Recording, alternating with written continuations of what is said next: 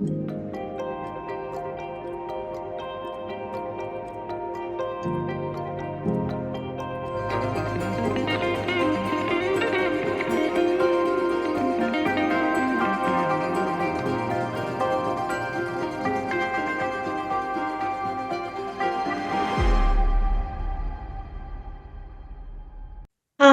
welcome to the week 5 of the virtual forum series on the climate adaptation in Megacities.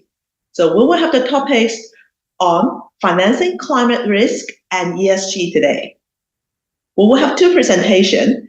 The first, we will have the speaker, Robert Rubenstein, and he is a chairman and a founding partner of TBLI Group Holding. And he will talk with us on the financing climate resilience. And the second topics, we will have Dr. Thomas Tang, and he's currently Executive Director from AECOM, and he will share with us the ESG and climate risk planning. So let's hear from them. Hello, my name is Robert Rubenstein, and I will be doing this presentation.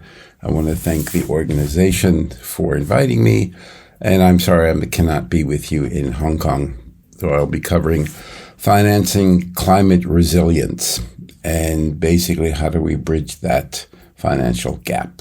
Money is there. So for those of you who don't know who is TBLI, our work is basically to make the financial system work for all stakeholders, the investor, society, and the environment. Or as my wife likes to say, we make dreams come true, but we're not in cosmetics. So for those of you who think that it's nearly impossible to make change, this is what I used to do. I used to work on oil rigs in Iran, and then recently ring the bell at NASDAQ. So people can change.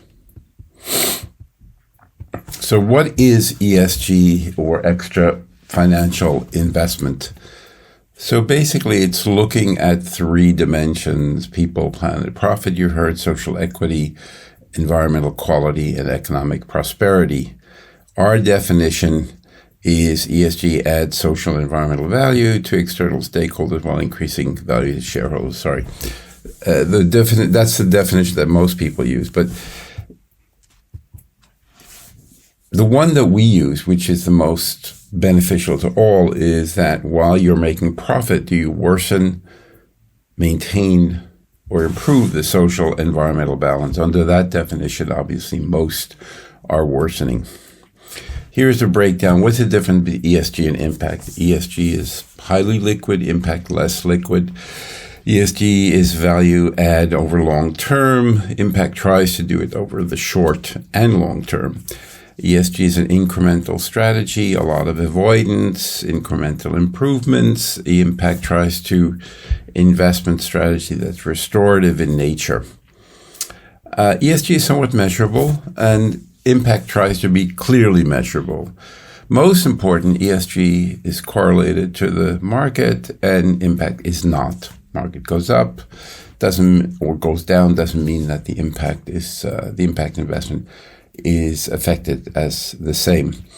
So the really big driver, what is pushing all of this interest around ESG and impact, is basically, if you look at China's economic growth before the financial crisis they were growing at 8% a year, and if you translate that into all commodity use, if oil consumption is 90 to 100 million barrels of oil a day, at this level of growth, which obviously didn't continue, they might need close to 80 million. And if you look at grain, meat, coal, steel, paper, all of the commodities, so much of it would be consumed by China's massive economic growth. So this continuous line going up, which the financial sector loves when the line keeps going up, is not possible, because if you look at China and then you add India and the other 3 billion emerging markets and us, we don't have enough stuff to fuel that growth. So either the line goes down, or there might be conflict for resources. So the financial sector, they like war for a period of time, but not too long. And what is the great opportunity which is driving this whole impact sustainability strategy is massive resource efficiency. That's the big macro driver. Short overview of what are all of the various drivers, as I said, emerging markets: resources, resource inefficiency, wealth holders trying to integrate philanthropy and investment, the financial crisis and aftermath. All of a sudden, these toxic products ended up with massive legal claims of over 300 billion when they were supposed to be quite safe. Staff and clients looking for purpose, like yourselves. So a bit of regulation. Stakeholder pressure is increasing a lot. And students' employees demand on employers and endowments wealth management, engagement with clients around impact. You can't really engage with clients if the stock market is down and say, oh, I'm sorry, your portfolio is down 3%. It's a dead conversation. That might be most of their portfolio. Where you can engage is the small part, which is related to impact or sustainability or philanthropy. That's where they get excited, even though it's a small percentage. So you can have an engaging conversation. And most important, which I will cover a lot, self-interest and business case. If we look at how much wealth there is in the world, it's close to 5 times GDP. I repeat, $5 chasing every dollar of business. A lot of it is in real estate, but if you deduct the liabilities, it's still a tremendous amount of money out there. There is no shortage of money, even with a wealth tax. And I like this cartoon during the financial crisis when people realized it turns out poor people with bad credit can't afford to buy a home. Who knew? Really? But you have to always focus on, if you want to get buy-in of the financial sector, they have to see the self-interest in them. There are 3 things that you see. Self-interest, what's really in it for me, what are the opportunities out there, and most important, the money flows. They want to see where the money is going. So like a car accident, which kind of comes together, a few people look and then a few more people, that's the financial money flows. If they see the money going there, even if they're not interested, they take a look. We do have challenges. There is no level playing field because if you look at airline industry, 0 sales tax, 0 VAT on all airline flights worldwide, but 21 to 25%, at least in Europe, sales tax on a bicycle, which makes no sense at all. So as long as products don't reflect their true cost, it will always be a challenge in getting people to embrace it. Then you've got unbelievable greenwashing because everybody wants to be part of this club of sustainability, so the press releases just keep pouring out. We do have had significant money flows. If you look at the money flows going into ESG over the last several years, if you look at the green bonds, lots and lots of money going in there. If you look at something called the Green Transition Scoreboard created by Hazel Henderson and a group around corporate R&D, life systems, energy efficiency, green construction, and renewable energy, was really close to $12 trillion. But it wasn't on the cover of the New York Times, the Wall Street Journal, or the Financial Times. But we still have to have a reality check. It's not all brilliant developments. Bloomberg claimed that ESG assets will rise to $50 trillion and will reshape the $140 trillion of global AUM by 2025. Really? Really? If $50 trillion was really going into ESG, we would probably have no issues around climate change, food security, pollution, etc. But it's not going in. It's not going in. It's just unfortunately, it's become a kind of a fitness club where everybody wants to show their membership card, but nobody goes. We have a dramatic shortfall of money going into driving down CO2 emissions. And if you just look at this, if responsible investment is getting 50 trillion, why is there climate change destruction? Why is there biodiversity loss? Why is there so much problems? Water shortage, food shortage, health crisis, income inequality, pollution, threats of war. So that money either is not going in, lying, people are lying, or it's a definitional issue. And that's what I think really the issue is. And unfortunately, the ones doing the most talk the least in addressing climate resilient or sustainable investment. And the ones doing the least, they talk the most. So people believe the press releases. So who is benefiting from ESG? Fund managers, they're making their fees. Institutional investment box tickers, oh, I can be part of the club. We're doing this. We can claim that it's ESG, so we're done. Aspirational club members, service providers, they're making out like a bandit in selling all of their services and research.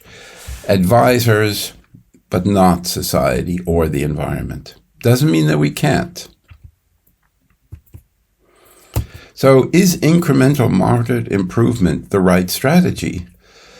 Perhaps we need more of a dramatic, radical change, maybe even a moonshot.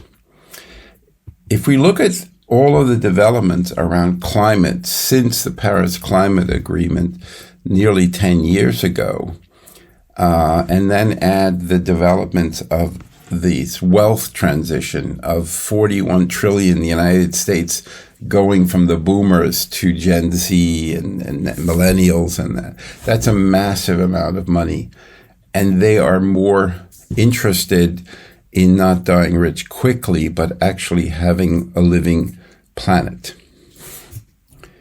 Two of the greatest drivers for the financial sector, which is also pushing this issue around sustainability, is the demand for talent. Those who have really great talent and are purpose-driven are often leaving these institutions. You see it very strongly in the consulting. They can't find enough talent to do that. And once people realize, am I really making a difference? People are looking much more for purpose, and that will also put a lot of pressure on the financial sector if they want to keep and find the best and the brightest.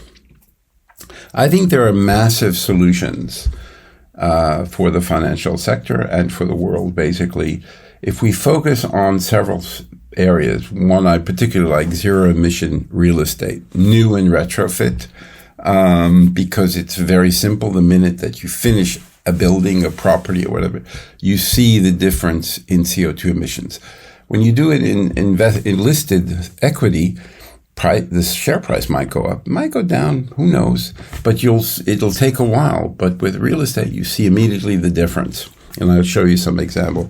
Public transport infrastructure has to raise over $2 trillion a year. It's low carbon, steady cash flow, AA rated, no big technology risk, and a much more efficient use of resources than building all of these EV factories. Fuel-free energy, which I prefer to call then renewable energy, carbon sequestering, red plus or blue carbon, basically avoided deforestation, and basically doing more on carbon drawdown. And we should be investing in the two largest employers in the world. Everybody keeps talking about tech and dry air capture, and it's ridiculous. First of all, very few people actually work in tech. There's 1.3 billion people who work in small-scale agriculture and over 350 million working in hospitality. All of those billion youth unemployment that are anticipated in the South, you think they're all going to get jobs being coders and working in AI? Investing in small-scale agro and social environmental positive hospitality, water, affordable healthcare, climate resilient cities in particular, and a living wage. These are things that provide a benefit for all. There is no shortage of solutions or deals. Those who claim that basically they have to look in a different ghetto. If their world is Bloomberg and it's not on Bloomberg or FTSE, they say there's nothing out there.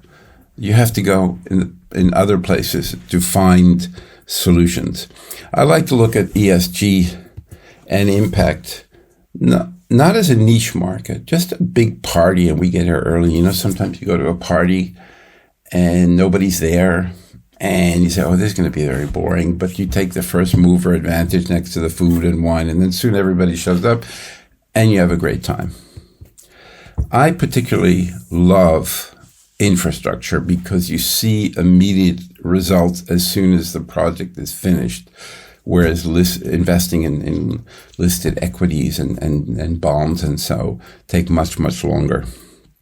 Here is an overview. I'm happy to share the slide of some of the seed, early stage, and grow things in fund managers in the climate tech space.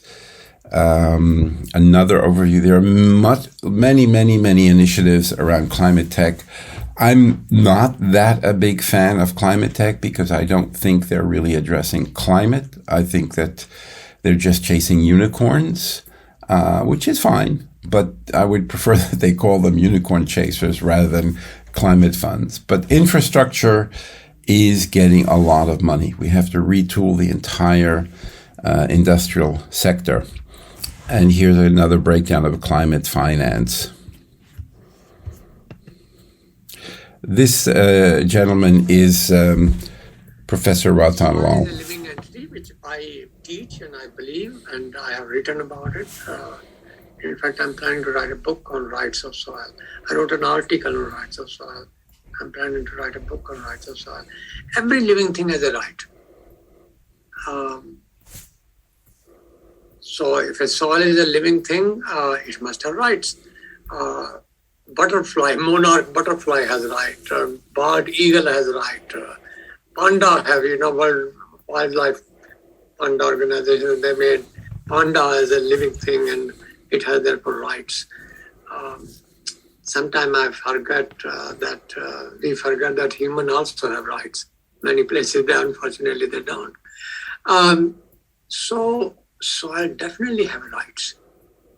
So like any other living thing, soil has a right to be protected, to be restored, to be managed judiciously, to thrive, and to support life processes so that living things on it are very well supported. Science has now proven that we have more than 7 million life forms, and most of that is in soil. Most of it. And we must protect, we must restore, we must enhance, we must do whatever we can that life in soil and soil's ability to support life is not destroyed. So destroying a soil is a crime against nature. And we are part of nature. Therefore, it's also a crime against us. There is a very strong link between soil degradation and global issues. For example, climate change. Soil, since the beginning of agriculture, about 10,000 years ago, Mohenjo-daro, Harappa, Indus Valley civilization was about 2500, 3500 BC. It vanished about 1000, 1200 BC. Because of climate change. That region had a rainfall of about 1000 millimeter when the height of Indus civilization. The rainfall decreased to about 250, 300 millimeter, which it is even now. That is when the Indus Valley civilization perished. Many other civilizations in the world, closer to the United States, Aztec, Incas, Maya, they also perished because they did not take care of the soil under their feet. So current civilization, I call it carbon civilization. Everything we do is based on carbon, fossil fuel-based carbon. And therefore we have depleted also carbon not only from fossil fuel, but also from soil. Soil to 1 meter depth contains 1500 gigaton, 1550 to be exact, gigaton of organic carbon to 1 meter depth. To also take inorganic carbon in soil, carbonates, bicarbonate to 1 meter depth, is 950 gigaton. So together to 1 meter depth, soils of the world, the permafrost-free soil which are not frozen, those soil, contain about 2,500 gigaton of carbon. In the atmosphere at the moment, it's about 880 gigaton. So soil have 3 times. All the trees and all the vegetation of the world has 560 gigaton. So soil has 4 times those. If you combine the dead biomass into the soil, the trees which have been dead for a long time and are preserved, together the dead and living biomass in the vegetation is 620. So if you combine atmosphere 880 plus 620, that is about 1,500 gigaton. That is still much less than 2,500 gigaton. So if we change carbon stock in soil of the world by 1 gigaton, plow it, burn it, deplete it, erode it, emit it in the atmosphere, it will increase CO2 in the atmosphere by approximately 0.5 parts per million. But if we can take carbon dioxide from the atmosphere through plants and put it back to the soil and keep it there, then we deplete the carbon from the atmosphere and make global warming lesser serious problem. So between 2020 and 2100, several of us, my colleague, about 15, including some from India, China, South America, Europe, of course, US, we estimated that if we manage the soil properly, we can put into soil about 180 gigaton of carbon in soil, if we manage soil properly.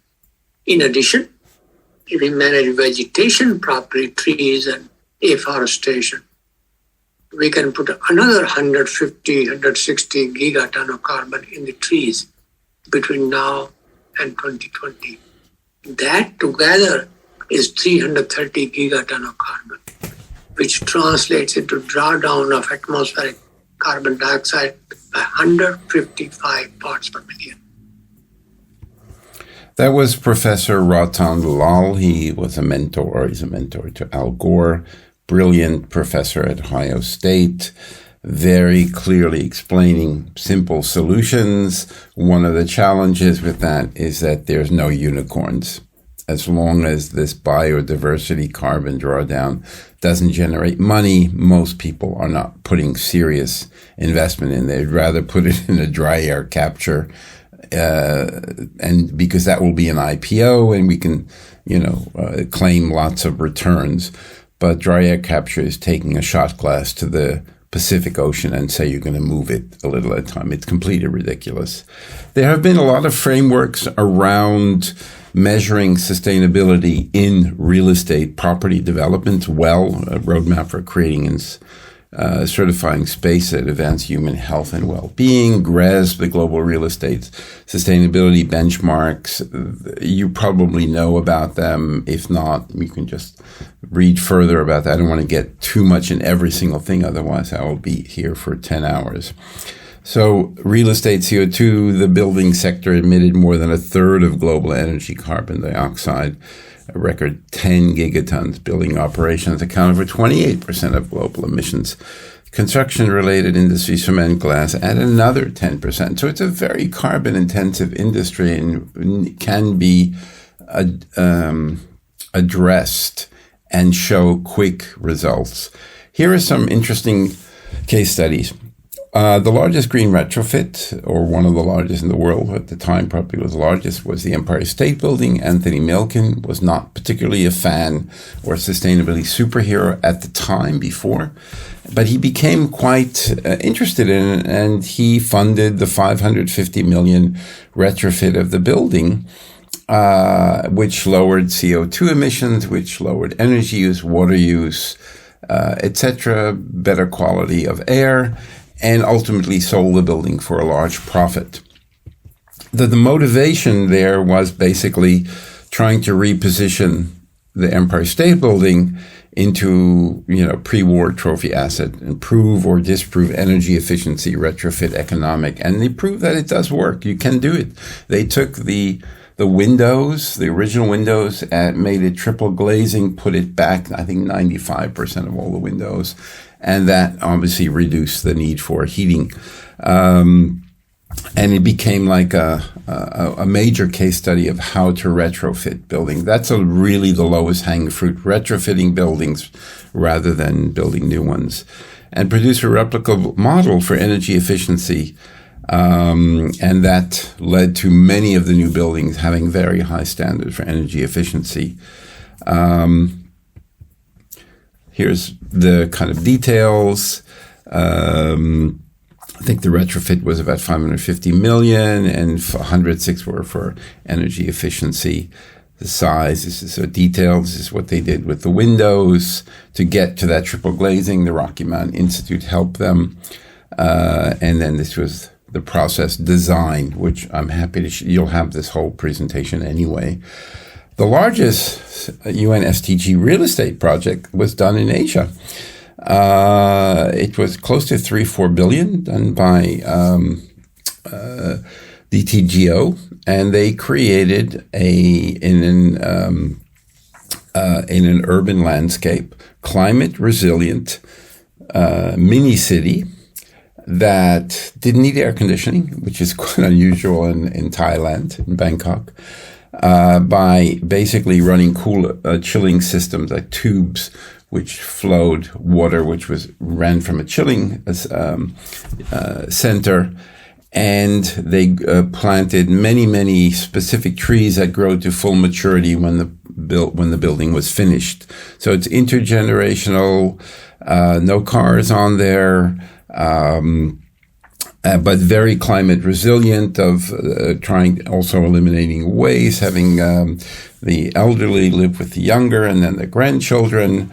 And 40% less CO2 emissions, but at the same time being quite a modern project. So it was a brownfield site converted to a mini city for people to live. And the idea was bringing nature. People are alienated from nature, so let's bring nature within an urban setting. Interface from Ray Anderson wanted to eliminate all waste. Why are we throwing away all this carpet? So let's design our carpets that we can lease them. People will pay for a leasing for the floor covering. Why do they want to own a rug or a carpet? And they eliminated all their waste. So basically, this carpet tile made from recycled material, they would repair the area that needed repair. People would pay a licensing fee, and then the value of that carpet would be on their balance sheet. Unfortunately, Ray Anderson passed away, but Interface is still going. And this was their mission of getting to zero waste. We have to stop pushing out all of the waste material from the carpets into landfills. That's resource rich. Let's use that, design the carpet that we can reutilize them. And then they created this whole framework around establishing those goals. That was a very, very successful, and the company's still doing quite well. And then this is the other part of putting it into action. So this might be relevant for some of you who are in that space. I broke down the calendar, the map into various parts, and then basically ultimately achieving their carbon neutral floors. But basically, if you want this to happen, it's not that hard. It's very hard to do if you don't want to do it. And they accomplished that mission in 2019. Way ahead of schedule. So, next steps. What are the investment opportunities that are low-hanging fruit? We have clean energy project finance, which are all related to cities which use lots of energy. Green real estate development, retrofit, and new. I gave you a few examples, and you probably have hundreds of others.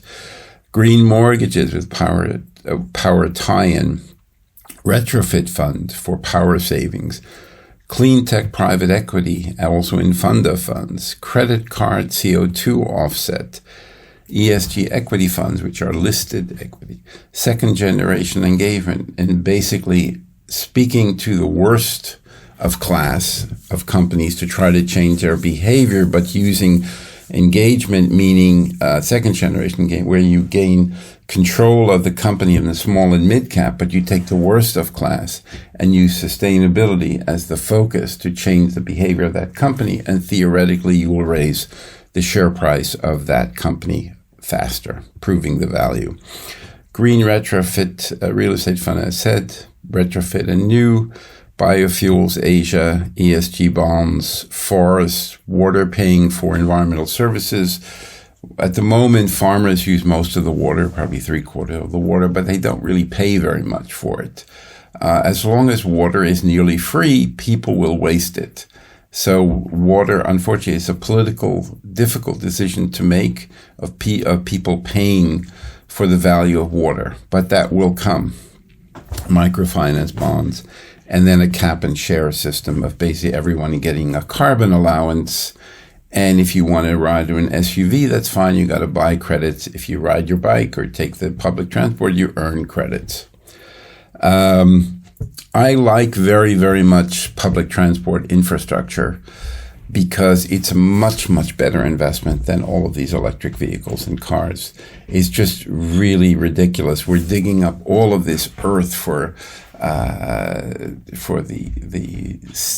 iron ore, for glass, for the metals, and then the rubber, and all of this. So much of that is wasted to create a car when most of cars are parked 20 to 24 hours a day, and they only travel around, on average, worldwide, about 40 kilometers. In the U.S., half the trips are less than 10 kilometers. You can do that with a bike or public transport on demand. We will need to go in that direction, and public transport is the best way to get around the city. Just look at what it's like to travel in Bangkok or many other the megacities. It's terrible. You're always stuck in traffic. So public transport is a much better use, much less carbon intensive, and we will need much more of that. And public transport on demand, a kind of mix of a bus and Uber you can call when you want, and you maybe 6 or 10 people in that minivan and brings you around. It's much lower in carbon. Most important, we need to get away from this ribbon cutting obsession. Everybody wants to cut ribbon and say what we're doing a great job. We need people to actually dig the hole and do the work. And we need to transition from hunting to farmers. The financial sector are hunters. Some are pirates. But in general, they're incentivized for short-term behavior. We need to have more of a farming approach, long-term, steady improvements, and we can't go faster than the music. I think we've hunted out too much of the world, but unfortunately there's still close to 5 times more wealth, so there still will be a lot of hunters and pirates. So what can you do? To paraphrase Yoda, do or do not. There is no try. If you're putting these polar bear photos on your annual report, please stop that. If you're not in the polar bear business or you're not working in the Arctic, this has nothing to do with your core business activity. Just stop that. Make a commitment or don't make a commitment. Stop pretending that you're actually saving polar bears by the work that you're doing. My time is up. If any of you have any more questions, just send me a mail, and I'm happy to answer that. Thank you. Hello, my name is Thomas Tang, and my talk's about ESG and climate risk planning. And it's split into different parts here. I think I'd like to start off by giving you a bit of ESG context. I'm not sure how familiar most of you out there are with ESG. I suspect most of you have heard of it, but let me set the scene on this, and then I'll get to the meat of the talk, which is about managing climate risk and the strategies and tools that are applied in this area.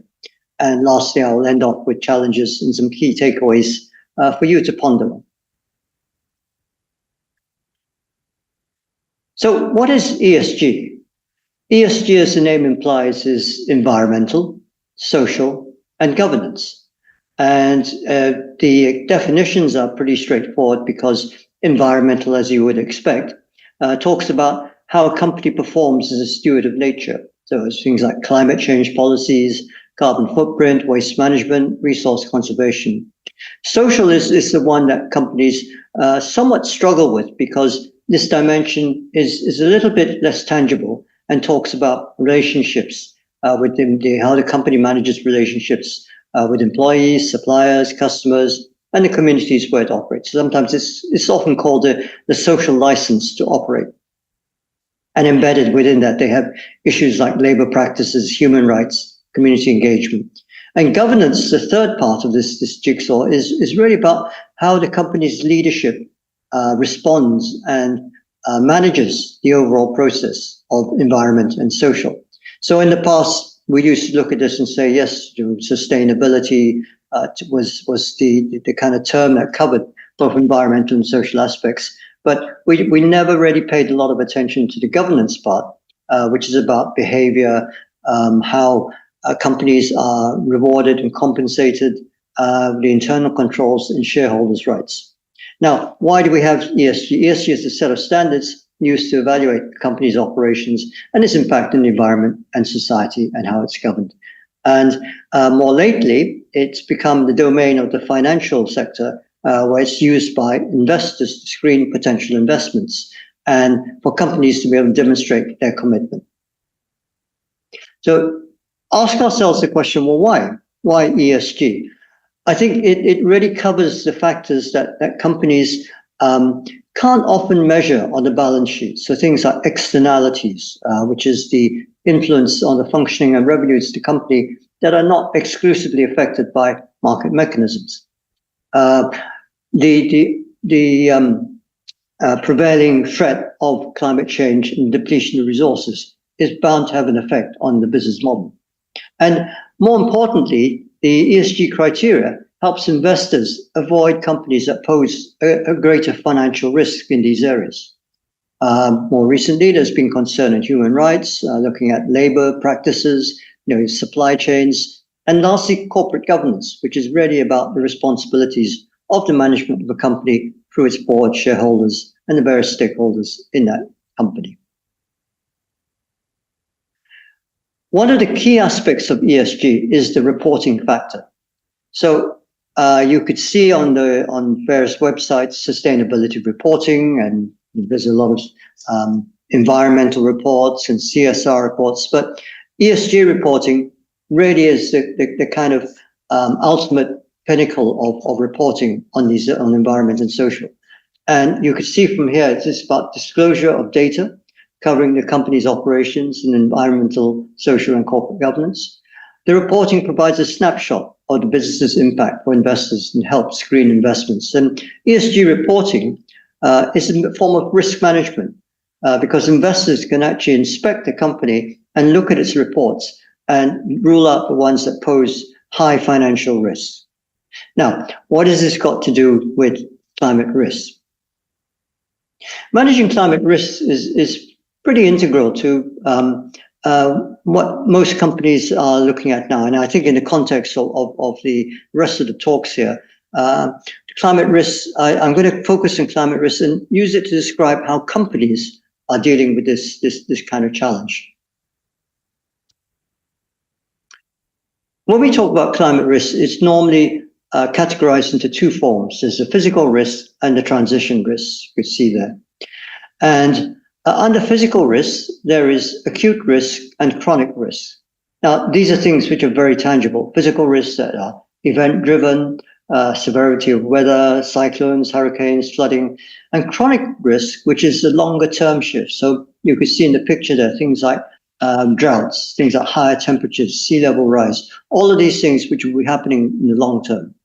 On transition risk, this is the stuff that companies are aware of, but they can't see it in the form of climate risk. But nonetheless, they are related. Things like policy and legal risk, where pricing mechanisms, shifting energy use towards lower emission sources, in other words, the fossil fuel transition, energy efficiency solutions.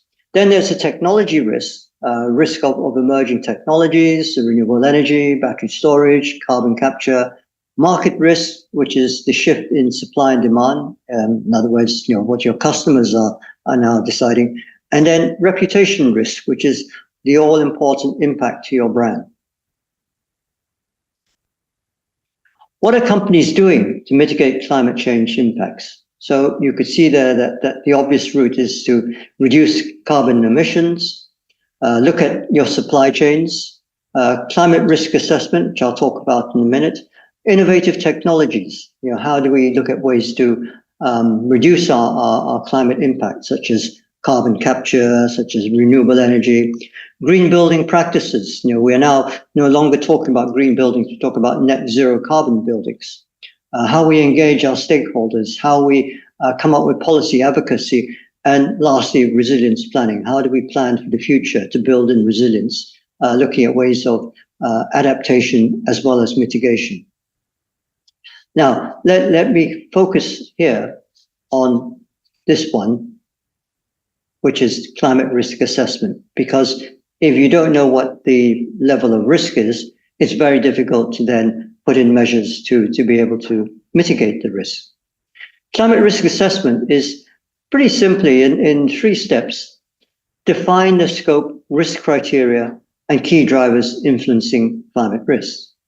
There's risk identification, assessment and prioritization, and then develop and select adaptations for priority risks. And it's really no more complicated than that.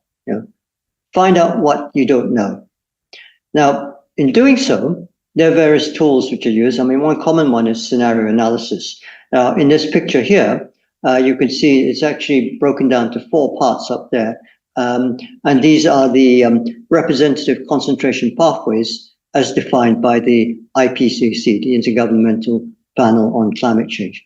And these are normally used as a reference point, 2.6 to the highest, 8.5. Sorry, I'm doing it the other way around. It's 2.6 and the highest at 8.5, which really kind of reflect the severity of the scenarios that might occur in the future. Some of you may be familiar with SSPs, which is shared socioeconomic pathways, which is now the indicator, the heading, which is being used to denote these types of scenarios. I mean, we're talking about the same thing, but nonetheless, SSPs kind of brings in some of the socioeconomic impacts as part of the discussion. But we are coming back to the same question, what scenarios lie ahead in the future and what should we be avoiding? So scenario analysis is encouraged to address future uncertainty by identifying a range of possible futures to identify different types of risks. In other words, imagine that you're either facing RCP 2.6 or 4.5 or 6 or 8.5, and all of these are determined by what could possibly happen in the future. And I'm sure other speakers would have spoken about this, but it's really about temperature rise, the level of greenhouse gases in the atmosphere. Are we doing enough to control them? And if we're not, these are the possible scenarios that are going to emerge. Having done your scenario analysis, it's then about prioritizing risks. And here you go back to our old friends here, physical risk and transition risk. And under this part here, you could see increases in the frequency and intensity of extreme heat, increases in frequency and intensity of extreme rainfall, sea level rise, typhoons, wildfires, decrease in annual rainfall. Now, all of these are the tangible physical risks that I spoke about earlier. On the right-hand side, the risks that could arise in transition are carbon pricing, regulations, building regulations, changes to design standards and construction codes, disclosure of climate-related risks. In other words, to secure capital for financing for projects and other needs.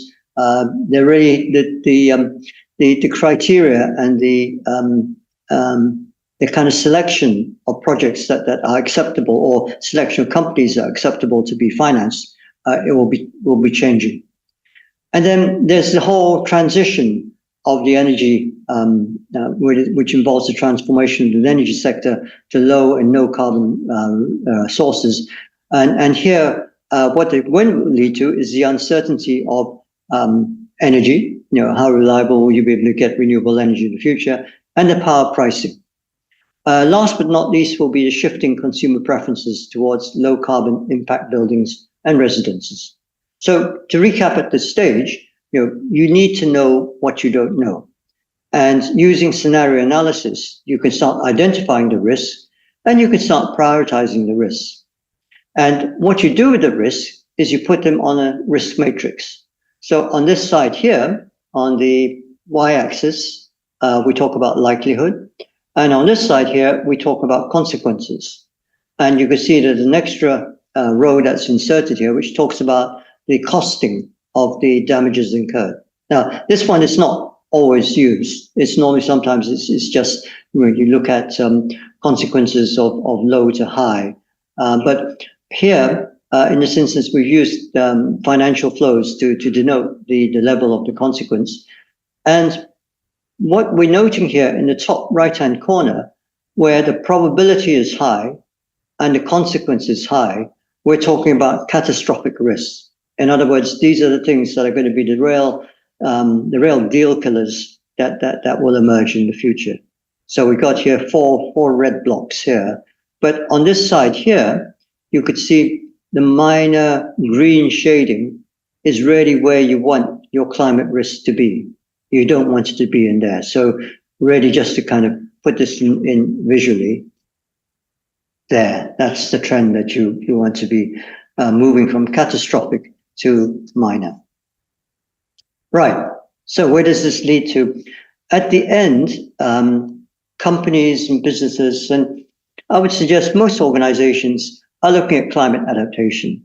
I think we're now at the point where you look at the Paris agreements, which we're trying to cap the emerging temperatures, the elevated temperatures of 1.5 degrees. It's not going to happen. We're actually going to exceed those. So what do we do to adapt? So the first theme one, is to get a climate resilience commitment. You need to get leadership and management on board. Then the next theme is really looking at climate resilience and strategy design and planning. It's about charting your way forward for the next 10, 20 years of existence. Theme 3 brings in external stakeholders. Now, in certain contexts, your stakeholders are going to play a key role in terms of your viability in the future. We talk about staff, we talk about communities, but also bear in mind your supply chains are equally the important stakeholders in this equation. And then finally, theme 4, which is a watching brief on emerging data and trends. So these are the bones of a climate adaptation plan. Now, what do we do with this climate adaptation plan? I'm going to share with you one of the key tools, one of the common tools, which is now being used a lot in terms of ESG reporting, and that's to do with TCFD, the Task Force for Climate Financial Disclosures, TCFD, that's right.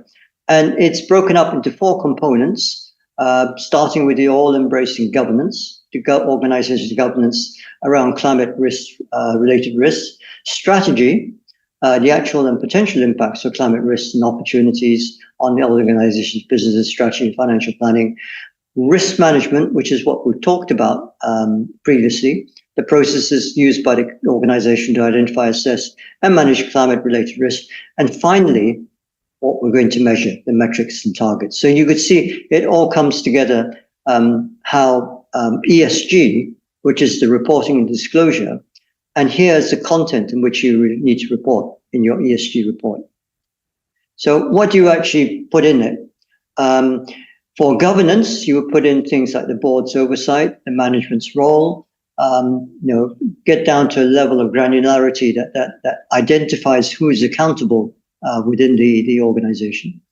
On the strategy, we talk about the short, medium, and long-term risks, the impact of the climate-related risks and opportunities, and the resilience of the organization's strategy in the face of changing markets, changing economies, changing geopolitics.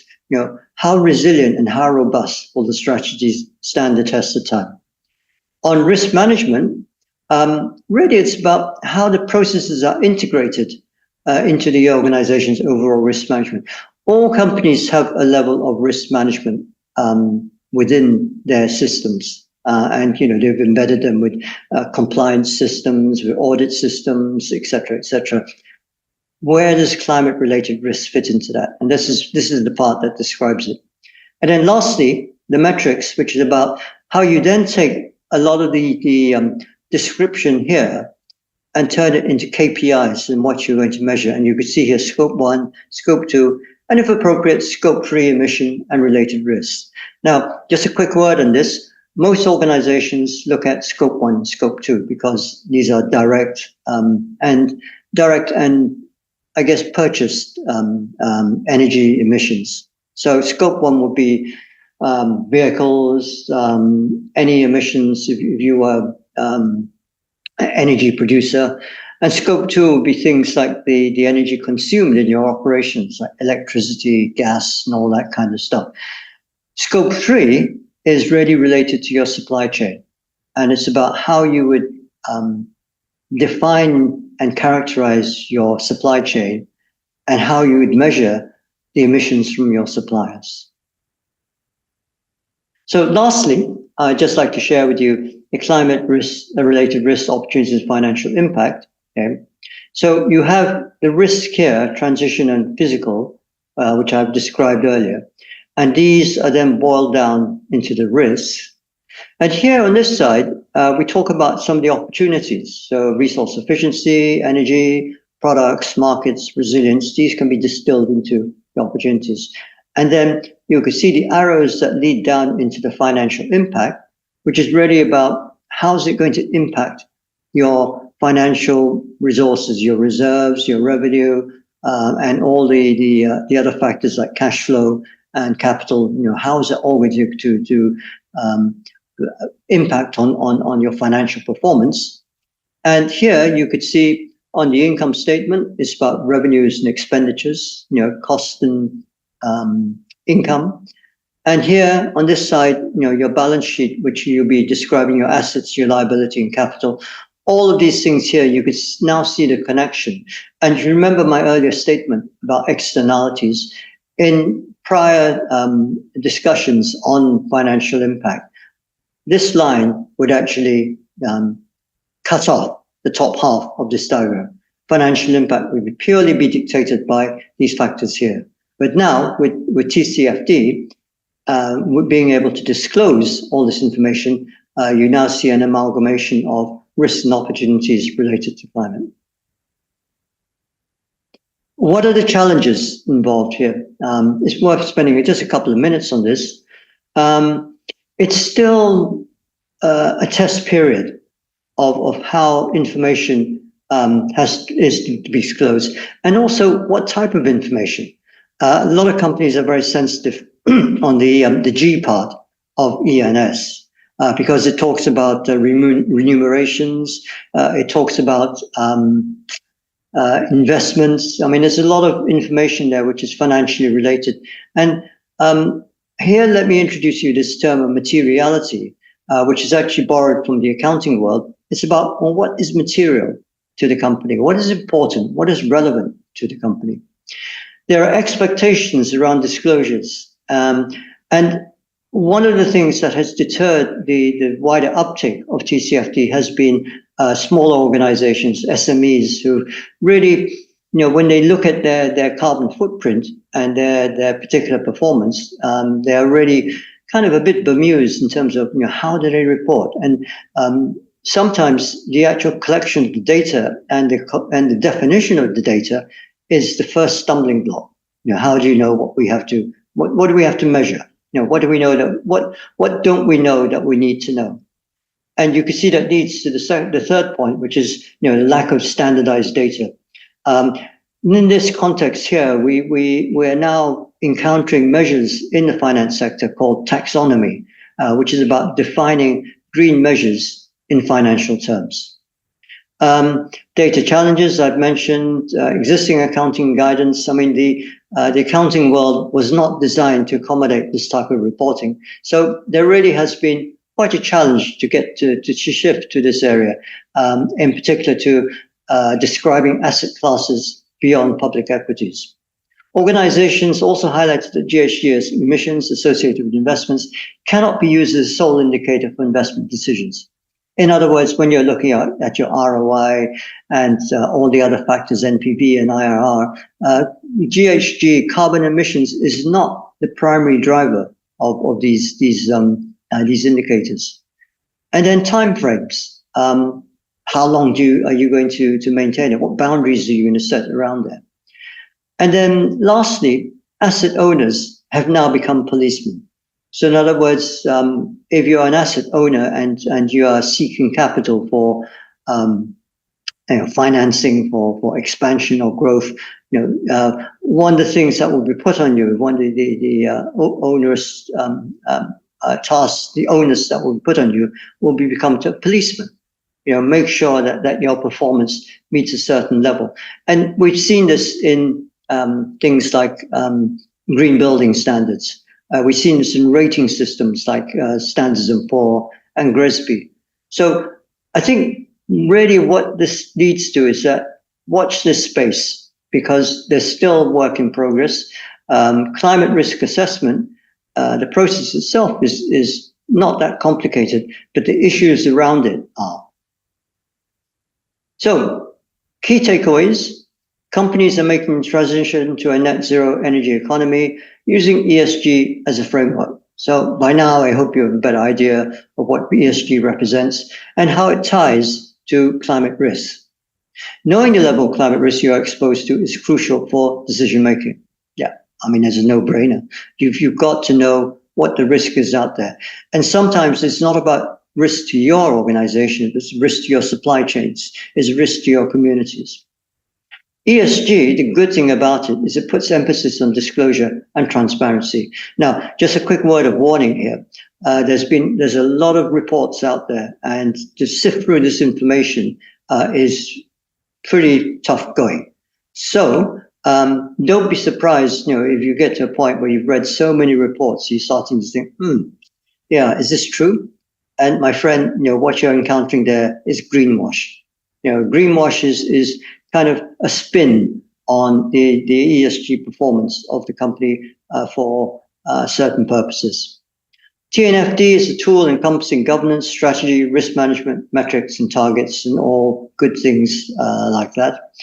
But I'll leave you with this thought: obtaining good data remains the ultimate challenge. And I know that within this discussion, this series of discussions, that when we talk about impact assessment and we're talking about climate resilience, at the end of the day, we have to act, but action has to be based on sound policy, and sound policy needs to be based on good data. I'll leave you with that. Thank you so much for your attention, and I hope you have a good day.